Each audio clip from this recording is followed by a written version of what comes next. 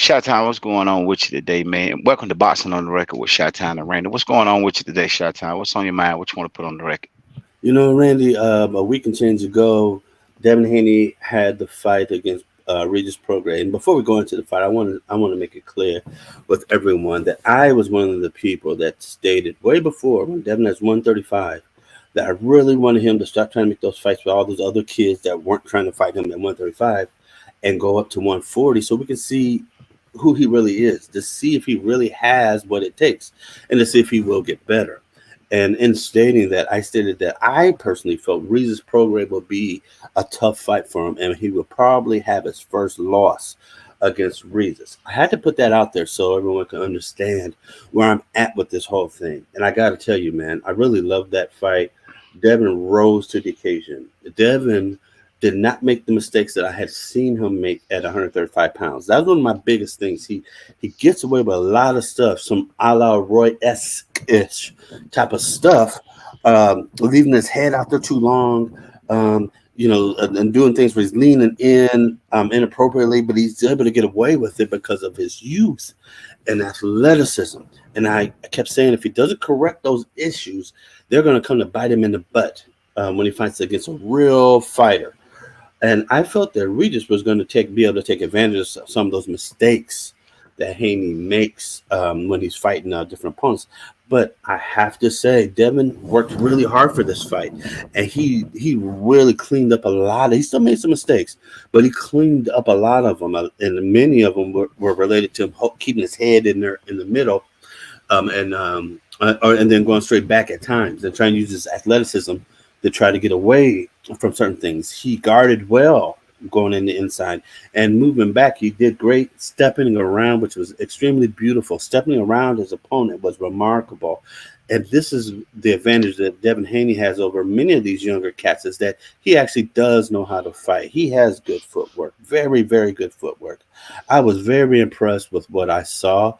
And I also would like to add the fact that Devin Haney supposedly came in at 165 pounds, and Regis came in. I think it was supposed to be 156.7, basically 158 pounds. Okay, so I'm going to start from the beginning. Everyone is screaming and hollering at Devin. Devin is this crazy man. Devin is weight bully. He came in at 165 pounds. How dare he? And he should have won because he's 165. And then you look at Regis, you automatically assume the way that they're saying that Regis came into the fight as 140 and Devin came at 165. And you're not ever supposed to analyze it like that. You're supposed to analyze it based off of the weight that the two come in the ring as, and then see the difference between the two weights. So it appears that Regis came into the ring at 158 pounds, let's say, or 57 pounds, I'm sorry, 57 or so, and Dem came at 165. So that would just make like a little 8-pound difference there. So that would be equivalent to Floyd fighting at 154 when he was supposed to be fighting at fighting at 144. I'm sorry, when he was supposed to be fighting at 154, and then Canelo fighting at 152 or even higher, 156, 158, 59, 160. It has done and it has always been done in boxing, so we need to stop crying about it.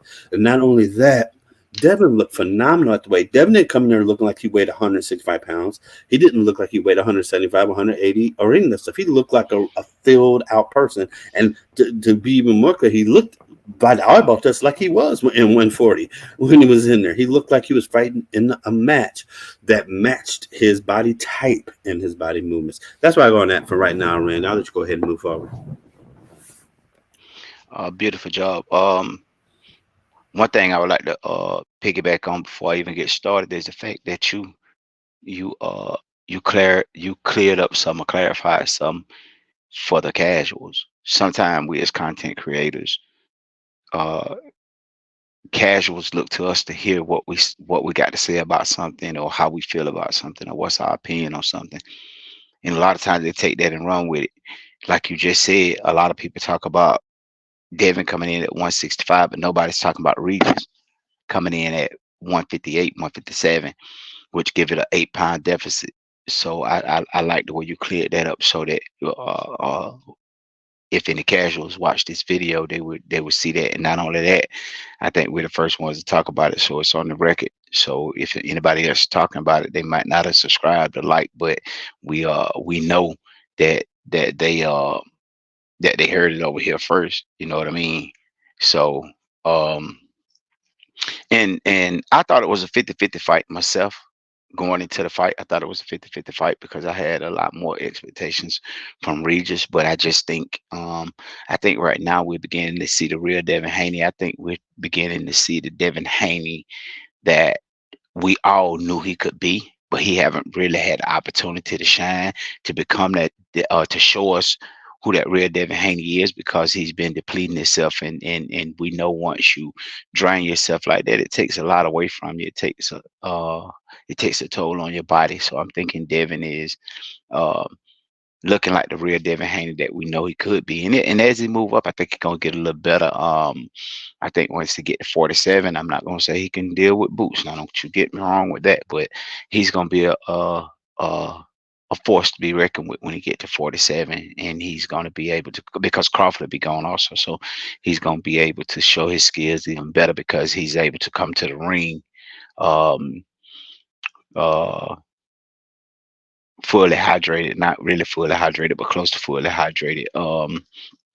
And I think that's with Devin. I think we're missing a lot of uh, who Devin really is because of the marketing. They trying to figure out a way to market themselves, but a lot of these guys got machines behind them, and they got Eddie Hearns, but Eddie Hearns ain't nothing like Leonard Ellerby and Floyd Mayweather. They know this game, so I think we're missing a lot of who Devin is, or what have you, because of marketing. But that's all I have on that right now. If you have anything you want to wind it up or what have Randy, you. let's stay on that marketing for just a second, because Hmm. one of my criticism for Floyd, and I want to give a shout out to for Floyd, for Devin. I want to give a shout out to the Boxing Voice, where Devin went on the Boxing Voice and did his post victory interview with them. They were the first ones he did it with, and he was still in character to me. For last couple of years, something there's been this bogus movement amongst the African American community that you're only real if you speak ghetto, can't complete your sentences, your pants are sagging, you're calling tricks hoes and bitches and all that stuff, then you are real. You relate to the people. Devin wasn't doing that before, and now he's taken upon that persona. And that's a persona I don't like. I don't, because for me it's disingenuous. Be who you are. I don't like false cats. I don't like him taking on this imagery, but he's going to stick with it. Just like I didn't, I have to stick with my guns. When Floyd Mayweather started doing it, I did not like it. I was mad at Floyd for it, and every time he did it, I tried to be the dude from the Bone Docs throwing a brick at him. That kept missing. Get him out of here. But it ended up working for Floyd. Floyd became the highest paying person in boxing because this little moniker he built up. I personally feel Devin is trying to do the same. I don't like it. I think it's a bad look, but that's what he's trying to do. But I'll let you go ahead and jump on that before we go. Yeah, I don't have much to say on that. I watched that video that they did on the Boxing Boys. I really didn't see him getting out of character. Me personally, I didn't see him getting out of character.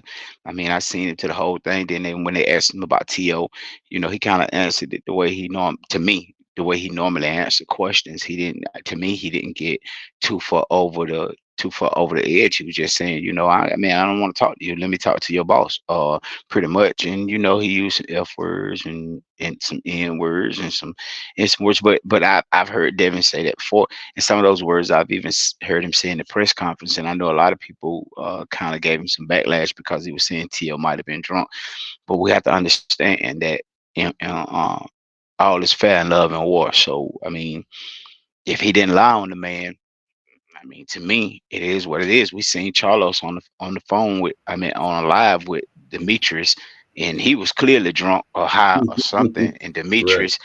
Demetrius kind of gave him a pass by not really calling him out. But I mean, we all knew what it was. So even if Demetrius had said something, I don't think that would have been a big disagreement. But that's all I got on it. If you're done, we can We're done, wrap baby. this one up. All right, sound good to me. Y'all like, subscribe, and comment, and We're out of here.